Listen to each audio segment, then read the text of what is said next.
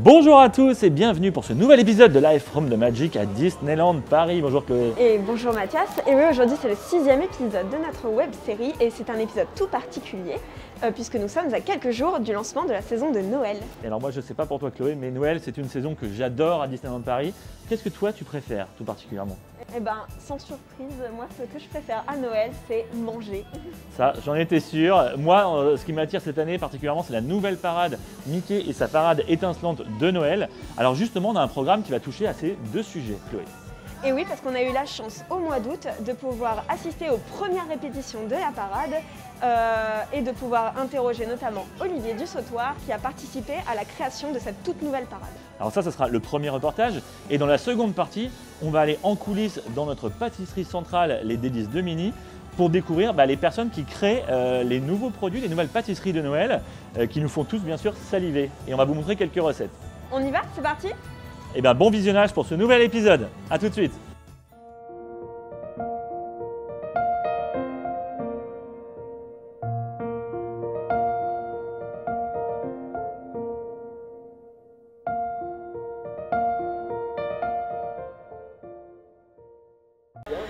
Salut Olivier. Salut, on est ravis de te voir un peu dans cette caverne d'Ali Baba, comme on pourrait dire. C'est la caverne secrète. Hein. On est ravis d'être ici d'ailleurs parce que je pense qu'on est dans les tout premiers à rentrer dans cet endroit assez spécial. Je te le confirme. Bon alors Olivier, parle-nous un peu de toi. On a envie de tout savoir de Mickey et sa parade étincelante de Noël qui s'annonce être un grand moment de la prochaine saison de Noël. Et on a envie de tout savoir sur ton métier et puis cette nouvelle parade. Alors moi, mon métier, c'est scénographe. Mais effectivement, j'ai commencé à Disney il y a très longtemps. Il y a plus de 20 ans maintenant. J'ai commencé à la parade en tant que danseur. Et puis au fur et à mesure, je suis devenu marionnettiste. Après, je me suis occupé des marionnettes, accessoiriste. Puis au fur et à mesure des années, je suis passé assistant scénographe. J'ai travaillé avec Yves Ollier sur la parade du 15e anniversaire. Et puis j'ai eu après mes premiers projets tout seul, la saison du printemps, Spring. Et puis j'ai fait la parade du 25e anniversaire. Et puis voilà, on m'a confié cette magnifique parade, ce projet assez incroyable, qui est la nouvelle parade de Noël. Ça fait combien de temps que tu travailles sur cette parade? Alors précisément, début 2018, on a commencé à évoquer l'idée d'avoir une nouvelle parade sur notre parc. Et ça a commencé bien sûr par ce qu'on appelle des brainstorming, où tout le monde échange nos idées. Qu'est-ce qu'une nouvelle parade? Comment on peut, si c'est juste pour effacer une nouvelle parade et en refaire une identique, ça sert à rien. Donc on a posé des idées et puis voilà, on a au fur et à mesure, on a trouvé un concept avec l'histoire des sapins. On a voulu lier chaque sapin au personnage. Qu'est-ce que le sapin des princesses, le sapin de nos VIP, Mickey, Minnie et tous ses amis, quel est le sapin du Père Noël, etc. etc. Voilà. Justement, si on doit parler des 5 unités, est-ce que tu peux brièvement nous les décrire? Alors voilà, il y a 5 chars. Alors le premier, ce qu'on appelle le char d'ouverture, ça va être Mickey, puisque c'est un peu le chef d'orchestre de la parade. Donc il va être devant sur sa locomotive. Et tout le char est un peu vintage, on va dire. Il est un peu rétro, un peu toon. Le sapin est de travers. Techniquement, ça a été d'ailleurs très compliqué. J'ai été capricieux parce qu'au début, ils voulaient me le mettre droit. J'ai dit, on le met de travers. Vous avez des ampoules qui sont vraiment très années 50. Après, vous allez avoir juste à côté le char de Minnie. Donc là, c'est le char bonbon. On avait dans la parade précédente un char Sugar and Spice qui était bonbon. On n'a pas pu éviter parce que ça parle vraiment aux enfants, hein, les bonbons de Noël. Voilà, c'est ça. Donc il y a des candy cane, des bonbons sucrés, il y a des cookies en forme de flocons. Voilà, celui-là est assez magnifique et le glaçage qui est sur le sapin s'allume. C'est assez bluffant. Va suivre juste derrière celui qu'on appelle Winter, là qui est vraiment plutôt traditionnel. C'est un style norvégien, donc il y a vraiment plein de motifs et c'est pareil, ça a été extrêmement complexe et tout le sapin s'allume. Les bandes vertes que vous voyez là, tout est rétroéclairé, c'est assez magnifique. Et puis vous avez les petits écureuils, les lapins là, ils sont trop mignons. On doit les surveiller hein, pour pas qu'ils sortent du hangar. Et juste derrière, vous allez avoir le char des princesses. Alors là, c'est on va dire un peu rococo, hein, de la perle, du doré, des paillettes. Et le sapin qui est en plein milieu, il y a plus de 200 strass. Et alors on a choisi des couleurs, etc. Et ils sont tous lumineux, donc ils ne sont pas éclairés, mais à l'arrière on peut les éclairer. Avec des perles, il y a des pampilles et des candy cane. Et puis pour finir, voilà, le char du Père Noël. Alors là, c'est presque une grosse boîte à musique. Derrière, vous avez un snow globe géant. Et à l'intérieur du Snow Globe, vous avez une réplique en miniature du sapin qu'il y a dans Main Street. D'accord, donc le clin d'œil. Voilà. Est-ce que vous avez eu des challenges particuliers sur cette parade? Est-ce qu'elle a des particularités? Bien sûr, c'est la lumière. Ça a été très complexe. On a fait beaucoup de recherche et développement pour que toutes les sources lumineuses soient cachées, puisqu'on est dans une parade lumineuse et pas une parade électrique comme on l'entend. Donc tout est caché. Donc on a fait des recherches de matière, de lumière. L'intégration lumière, ça a été un casse-tête.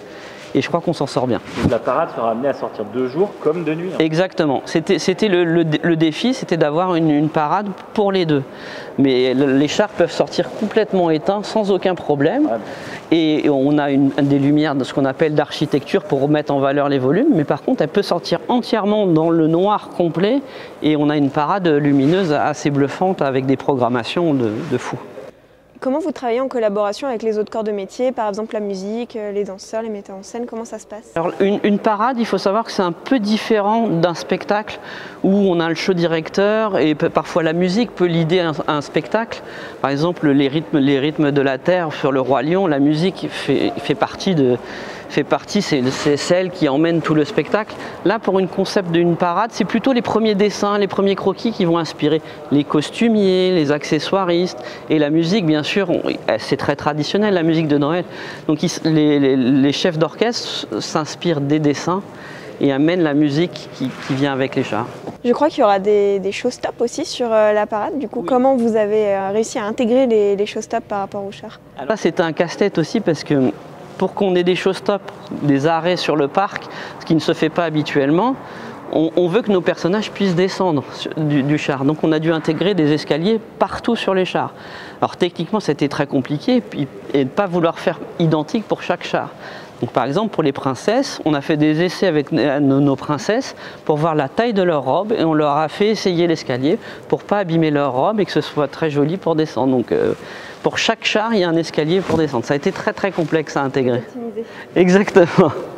Donc on peut s'attendre à des artistes, des personnages, et puis les chars il y a des animations aussi sur les chars? Il y a quelques animations sur le char du Père Noël, il y a les rennes qui fonctionnent, et comme j'ai dit tout à l'heure, c'est une boîte à musique, il y a 2 magnifiques clés qui tournent, mais on a beaucoup plus essayé de jouer avec la lumière qu'avec les animations, puisque dès qu'on a un élément qui tourne, il faut savoir l'éclairer en même temps qu'il tourne, et parfois on s'est aperçu que ça gâchait un peu le spectacle, donc on a beaucoup plus d'animations lumineuses. En fait, le sapin, si on met de la lumière qui tourne, on a presque l'impression que le sapin il tourne sur lui-même. C'est magnifique.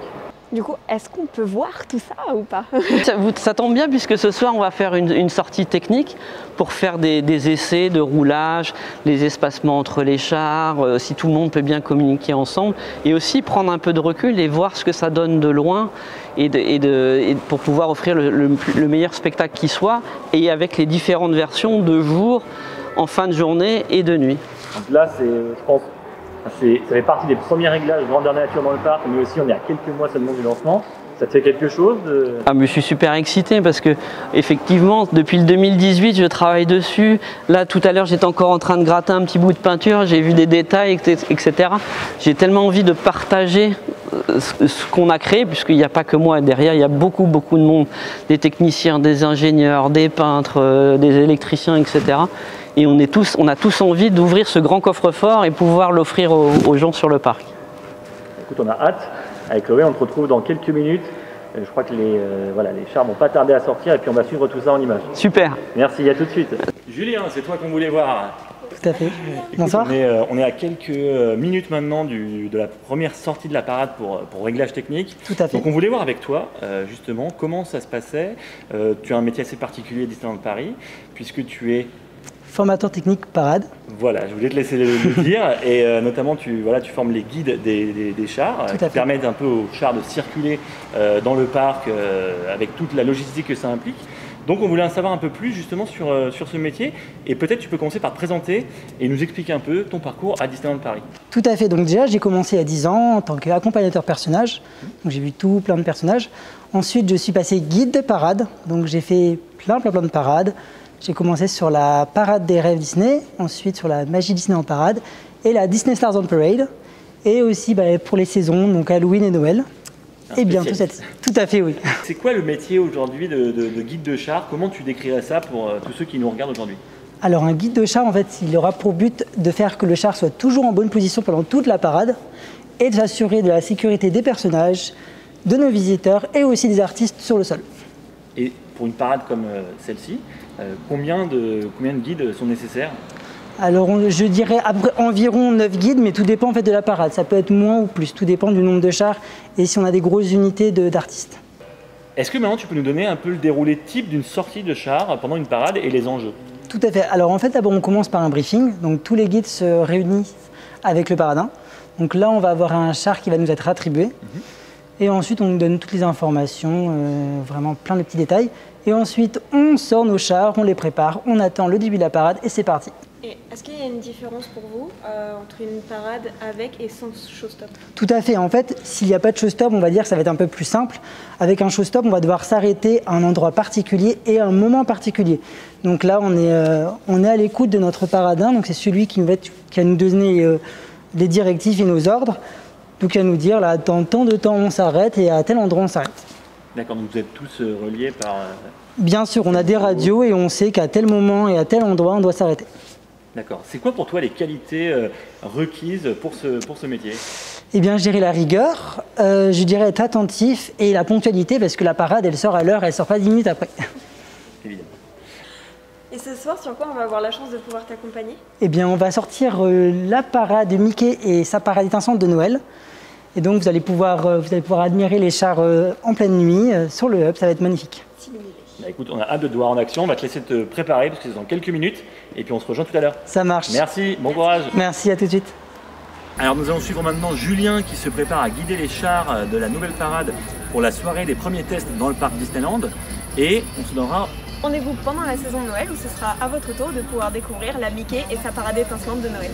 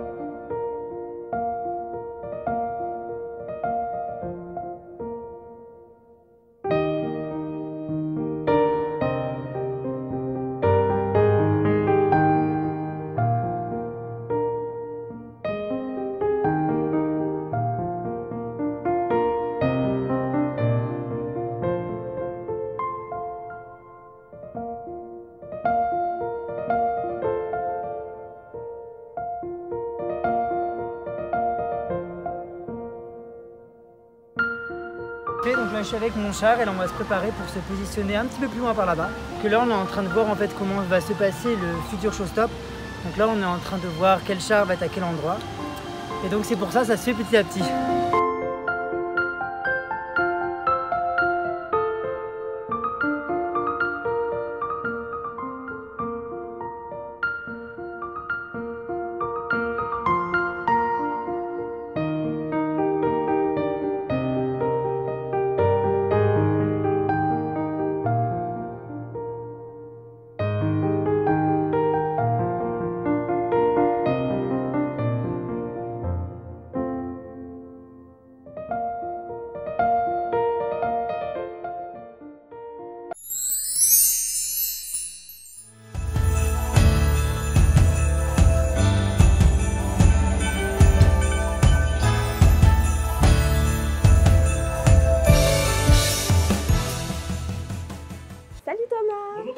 Bonjour, bienvenue aux Délices de Mini. Merci beaucoup.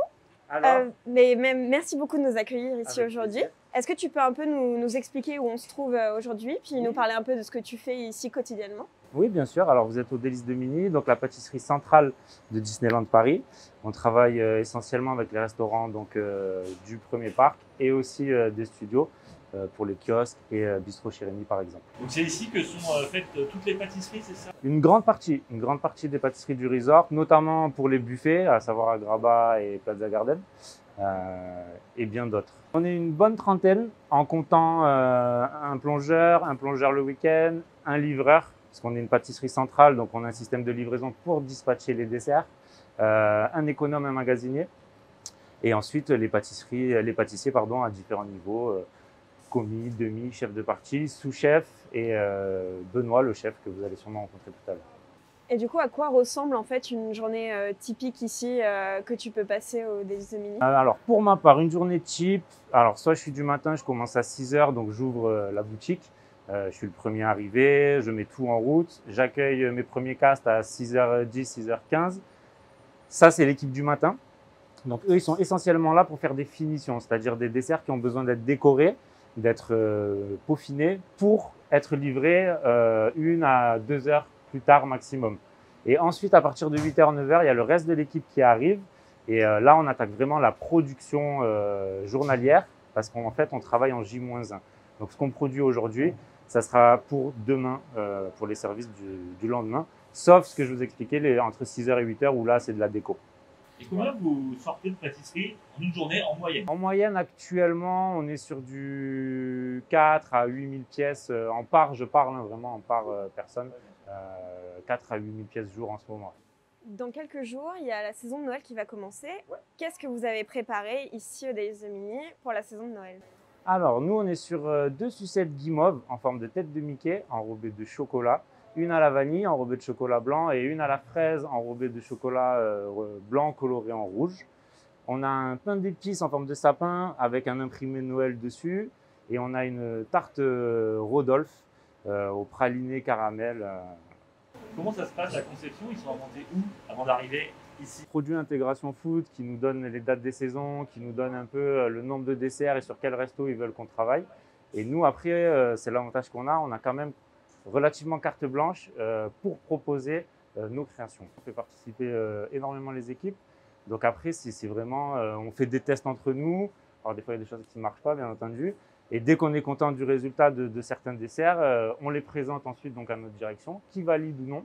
Et c'est eux après qui nous disent ça on veut, ça il faut retravailler. Vous êtes ça, très impliqués en fait. Ah oui, tout à fait. Ouais. Nous, on a vraiment cette chance-là. On peut proposer beaucoup de choses. Écoute Thomas, on a envie de voir comment ça se passe et de voir vraiment une pâtisserie prendre vie. Mais avant tout, est-ce que tu peux nous montrer un peu les coulisses de cette pâtisserie? Bien sûr. Et les équipes en place. C'est parti pour la visite. Donc ici, c'est la prépa chaude. Donc chaude parce qu'on a les fours, on a les gaz. Donc ici, essentiellement, au cours de la journée, c'est surtout des tartes qui sont préparées. Et au moins, les pâtissiers ont l'avantage d'avoir les fours. En fait, ils fabriquent leurs tartes ici, ça part en cuisson, ça sort, cellule de refroidissement, etc. Donc ça, prépa chaude. Là, on arrive dans la préparation froide. Donc ici, ça sera essentiellement des entremets, des cakes, des cupcakes, du pain d'épices, les sucettes guimauve dont je vous parlais. Voilà, c'est vraiment le gros de la prépa, c'est ici. Et il y a une petite pièce secrète au fond. Ici, c'est ce qu'on appelle le tour. Il faut savoir que pour les buffets, on fabrique des tartes 20 cm de cette taille-là, qui sont fabriquées entièrement maison. Beaucoup de gens l'ignorent, mais on fait nous-mêmes notre pâte. Elle est foncée à la main et c'est vraiment des tartes entièrement faites maison. Et pour le bistrot de chez Rémi, on a une tartelette aux pommes individuelle qui est aussi entièrement faite maison. Est-ce que du coup, tu peux nous montrer comment on fabrique ces pâtisseries? Avec grand plaisir. Allez, on y va. Alors, il ne faut pas énormément d'ingrédients, c'est l'avantage. On va faire un sirop d'abord avec du sucre, de la trimoline. La trimoline, c'est un sucre inverti. C'est ce qui va aider à nous amener à une texture hyper moelleuse. Et ça, du coup, on réduit la quantité de sucre dans la recette. Donc, on va faire un sirop déjà avec ces ingrédients-là. J'ai une autre partie de la trimoline que je prépare dans la cuve de mon robot. Il vous faut combien de temps pour concevoir un dessert et le faire valider pour ensuite le proposer aux visiteurs? Entre le moment où on réfléchit à ce qu'on veut proposer et le moment où il sera en vente, ça dépend des saisons, mais il faut compter 2 mois. Donc ça fait déjà 2 mois que vous préparez tout ça? C'est ça, cet été on était déjà sur les cartes de Noël et Nouvel An. Hop.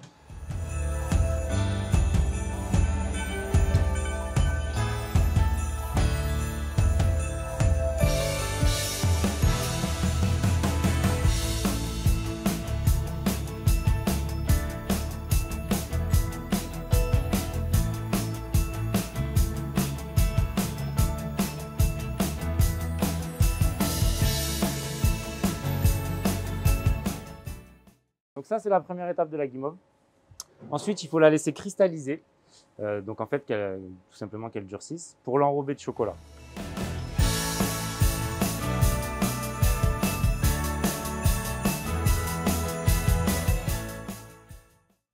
Et voilà le résultat final. Est-ce que tu peux peut-être nous montrer un autre des desserts que ton collègue prépare? Tout à fait. Alors, Christophe va vous présenter la tartelette Rodolphe. En fait, c'est une tarte en forme d'élan. C'est à base de croustillant, de crémeux chocolat et de ganache dulcée. Donc, je vais démarrer par faire le croustillant.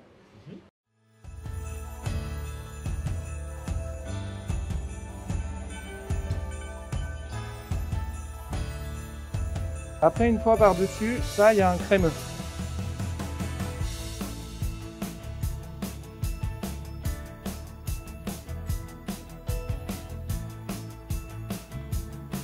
Il faut le mettre au réfrigérateur une bonne demi-heure, histoire qu'il prenne. Donc ensuite, on va faire la ganache pour faire le décor de la tartelette. Cette tartelette-là, elle sera vendue sur le Lucky. Et je pense qu'on va compter 200 par jour. Donc sur la saison, on va partir sur 10 000 à peu près.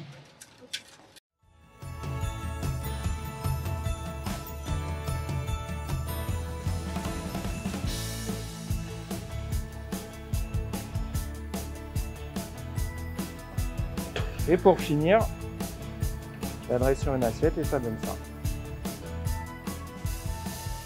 Et voilà, ce nouvel épisode est désormais terminé. On espère que ça vous a plu, intéressé et surtout que ça vous a donné plein d'idées pour le réveillon de fête de fin d'année. Et surtout qu'elle vous a donné envie de découvrir la nouvelle parade qui sera jouée pendant toute la saison de Noël jusqu'au 9 janvier. Alors nous, on vous donne rendez-vous du coup l'année prochaine. On vous souhaite de très bonnes fêtes, un très joyeux Noël. On vous donne rendez-vous dans un prochain épisode de Live from the Magic. Début janvier, mi-janvier, ça arrivera très très vite. Et bien, à très bientôt. Et merci à vous. Très bonne fête. À bientôt.